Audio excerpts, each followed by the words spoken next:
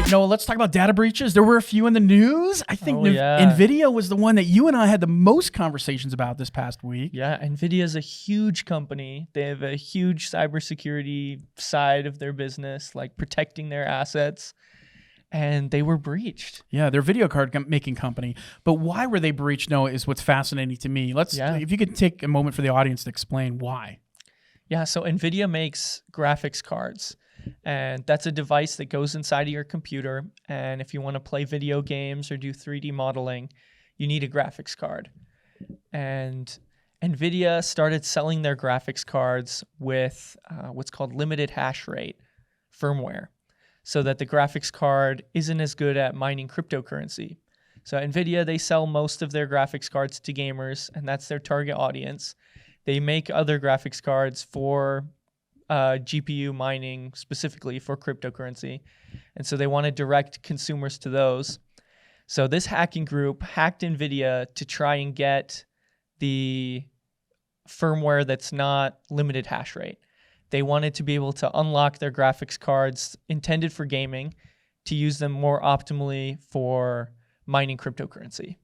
Yeah, and the ransomware group that's been the hacking group that has been attributed to this is called Lapsus, and Lapsus actually went on the offense, and they've got about 1 terabyte of data. They put out a lot of information about what is actually going on. They've grabbed 1 terabyte of data. They've grabbed, I thought it was interesting, they have drivers. They've got that's a lot of code, a lot of SDK kits, and I mean, they also have employee data. We're talking about, I believe it was hash passwords, if I'm not mistaken, that they have. So they have all this data. And the next part of the story is fascinating. NVIDIA, they really haven't acknowledged it. They really haven't come out in the news and say, yeah, we were breached and this is what's going on. Instead, they went on the offensive, Noah. How often do you hear about that? Companies going on the offense. Yeah, this is really interesting. Hackback.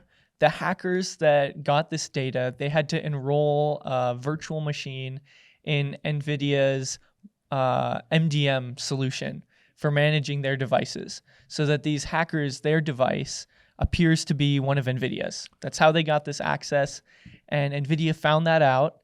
And so because they have control over this device, they encrypted it, which is awesome. It shut these guys down, but they did have a backup. They made a backup. They made a backup of the data they stole. The hackers were good at making a backup.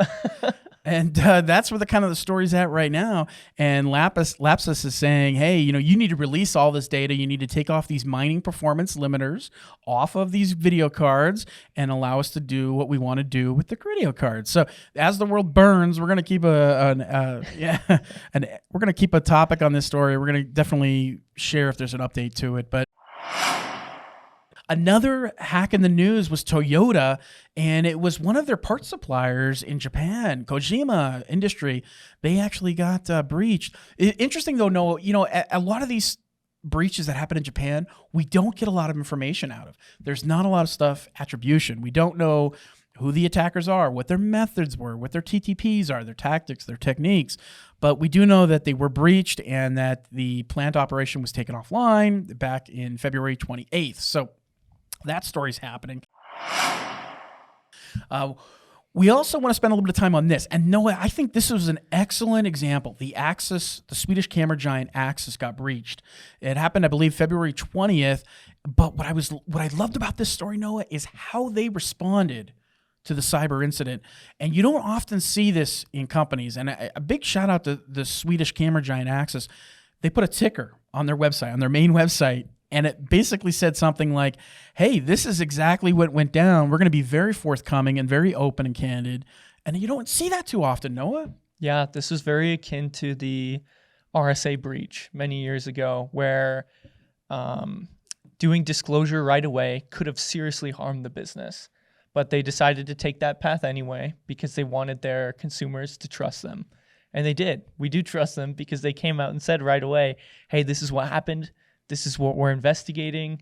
and we'll let you know what more that we find. Yeah. So good on them for coming forward right away. We'll include a link to the story here, but you can actually go to the Access's website, click on their link, and they actually share the report.